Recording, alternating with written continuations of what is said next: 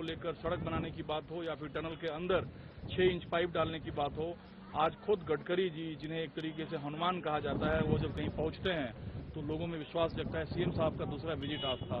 क्या आपको अब लगता है कि काम में ये जो गति आई है, इससे जल्द रेस्क्यू सफल होगा? बिल्कुल, हम सब मिलकर इसमें प्रयास कर रहे हैं कि जल्दी से जल्दी इस रेस्क्यू ऑपरेशन को सफल बनाया जाए और विभिन्न विकल्पों पर कार्य चल रहे हैं और सभी में पूर्ण गति के साथ, और जो भी संसाधन उसमें आवश्यक हैं उनका मोबिलाइजेशन भी बहुत तेज गति से हो रहा है। सुबह से मैं सर देख रहा हूं कि कई एडवांस मशीन भी यहां पहुंची है। क्या अलग अलग जगह से एडवांस मशीन आप लोग मंगवा रहे हैं? जी, सभी विकल्पों पे अलग अलग संस्थाएं हैं जिनको इसकी जिम्मेदारी दी गई है एग्जीक्यूट करने की, और उन संस्थाओं ने आकलन किया है कि किन रिसोर्सेज का, इक्विपमेंट्स का आवश्यकता होगी और उसी हिसाब से रिसोर्स मोबिलाइजेशन किया जा रहा है। मैं सर लेट नाइट तक था, मैं देख रहा था कि 5-6 जेसीबी मशीन टॉप हाइट पे जो है सड़क बनाने का काम कर रही थी। तो क्या यह माना जाए कि सड़क बनाने के काम को आप लोगों ने अंतिम अंजाम दे दिया है? नहीं, अभी यह कार्य गतिमान है और परंतु इसके बहुत जल्दी पूर्ण होने की स्थिति में हम आ जाएंगे। आप कोर ग्रुप मीटिंग में भी थे, गडकरी जी का क्या संदेश था आप लोगों के लिए?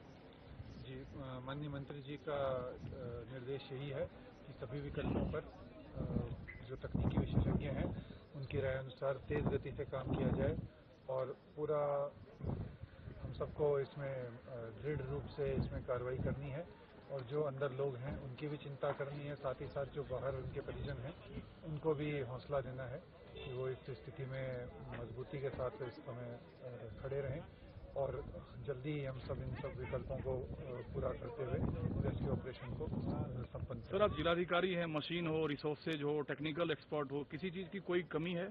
नहीं, ऐसी कोई कमी नहीं है। जहाँ पे जो उपलब्धता की आवश्यकता पड़ रही, जो भी चीज़ की आवश्यकता पड़ रही है उसको उपलब्ध कराने के लिए फटाफट चीज़ों को लाइनअप किया जाता है, एक्शन प्लान बनाए जाते हैं और रिसोर्स फिर मोबिलाइज किया जाता है। ये टनल चालू होता तो काफी मशहूर होता। दुर्भाग्यवश ये घटना हुई और 41 मजदूर टनल में फंसा है। आप यहाँ के विधायक हैं, रेस्क्यू ऑपरेशन सफल होने के बाद इस क्षेत्र को और किस पैमाने पर आपको ले जाना है? देखो, इस क्षेत्र को सवाल तो इस चीज का था कि जो हमारे 4 धाम की यात्रा चलती है वो कैसे सुगम हो और देश विदेश का जो तीर्थाटन है, धार्मिक टन है, वो कैसे उनको सुविधा मिले, उसके टनल का निर्माण जो है कराया जा रहा था। अब अचानक आपदा वाली बात है, मात्र 200 मीटर पे ही अचानक जो लूज अचानक टूट गया उससे लगभग 41 मजदूर अंदर फंस गए और लगातार सरकार प्रयास कर रही है। अभी हमारे केंद्रीय मंत्री माननीय गडकरी जी आए थे, उन्होंने इस बात को कहा कि हिमालय में इस चीज को देखना पड़ेगा, क्योंकि जैसे हम पहाड़ कहते हैं तो चट्टान का पहाड़ होता है और ये मिक्सअप जिसको कहते हैं मिट्टी और वो लूज वाला, तो इसके लिए क्या भविष्य में किस तरह से इसकी रोकथाम के लिए अच्छे उपाय किए जा सकते हैं, तो इसका पूरा विशेषज्ञों से जांच कराई जाएगी और इसमें भी जो कमियां खामियां होंगी बात की विषय है। लेकिन इस समय हमारा जो चैलेंज है इस समय कि हमारा किसी तरह से भी वो मजदूर हमारे सुरक्षित है और मुझे पूरा विश्वास है कि जो 41 मजदूर अंदर फंसे हैं वो पूरी तरह से जो है सुरक्षित बाहर। आप यहाँ के विधायक हैं, आज तो सरकार खुद यहाँ चलकर आई थी, चाहे मुख्यमंत्री हो चाहे गडकरी जी हो। आपने अपने क्षेत्र के लिए क्या मांगा और ताकि इस तरह के हादसे ना हो, जो कि काफी जो धर्मयात्री हैं वो आते हैं यात्रा के लिए? उन्होंने ये कह दिया क्योंकि टनल एक बहुत सुरक्षित माना जाता है पहाड़ के अंदर।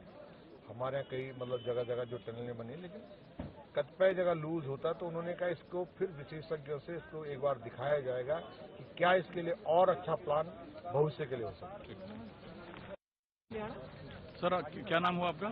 संजय डोभाल, मैं विधायक हूँ यमुनोत्री से हमारे क्षेत्र। ये बताइए, यमुनोत्री क्षेत्र में इस टनल के बनने की प्रक्रिया शुरू होना और जब ये बनकर तैयार होता तो जो तीर्थयात्री आते हैं उनके लिए एक सुगम रास्ता होता, लेकिन दुर्भाग्यवश जो मजदूर 41 फंसे हुए हैं टनल में, ये एक चिंता का विषय है। बिल्कुल, बहुत बड़ी चिंता का विषय है और हमारा भी और सरकार का, चाहे पीएमओ से लेकर उत्तराखंड सरकार का, सबका पहला प्रयास ये है कि पहले जितने भी श्रमिक भाई अंदर फंसे हुए सब सकुशल बाहर आ जाएं, उसके बाद टनल बनेगा। ऐसा नहीं है कि टनल पे कोई प्रश्चिन लगा है, ऐसे इंसिडेंट होते हैं, बस इन्होंने थोड़ा सा सुरक्षा के इंतजाम नहीं थे, नहीं तो ऐसे इंसिडेंट की टनल में होते रहते हैं, जो हमारी एक्सपर्ट से बात है। क्या विलम्ब होगा इसमें? आप लोगों ने जो तय कर रखा था समय सीमा हाँ, टनल उसमें बनने का, बिल्कुल विलम्ब होगा निश्चित ही। कम से कम जो अभी ये इंसिडेंट हुआ है, इसके बाद कम से कम जो हम एक्सपर्ट से पूछ रहे हैं, वो 3-4 महीने तो वही बोल रहे हैं कि कम से कम विलम्ब होगा। प्रतिनिधि आप यहाँ के हैं, जनता ने आपको चुना है, सरकार आज खुद यहाँ तक चलकर आई थी, मुख्यमंत्री और गडकरी साहब, कुछ स्पेशल मांग आप लोगों ने की ताकि सुरक्षित और सुगम यात्रा हो जो धर्म यात्री आते हैं? ये अभी हमारा देखिए, पहला फोकस हमारा ये है कि जो हमारे श्रमिक भाई अंदर फंसे हुए हैं, पहले वो सकुशल बाहर आ जाए। ये चीज़ें तो मुख्यमंत्री जी से तो हम लोग मिलते रहते हैं, गडकरी जी के पास भी हम समय समय पर दिल्ली जाते रहते हैं। और गडकरी जी को मैं पहले भी जब 2 बार दिल्ली गया था, तो हमारा जो ये यमुनोत्री रूट है पालीघाट से आगे, उसके लिए मैं 2 बार उनके पास चले गया। उन्होंने बिल्कुल सकारात्मक रुख अपनाया है और उन्होंने बोला है कि इसको निश्चित किया जाएगा। थोड़ा किसी का हाई पावर कमेटी का कुछ मामला था कि RTI वगैरह का, तो उन्होंने बोला था जैसे ये निपटेंगे उसका आगे उनकी प्राथमिकता पे है कि यमुना खरसाली तक हाईवे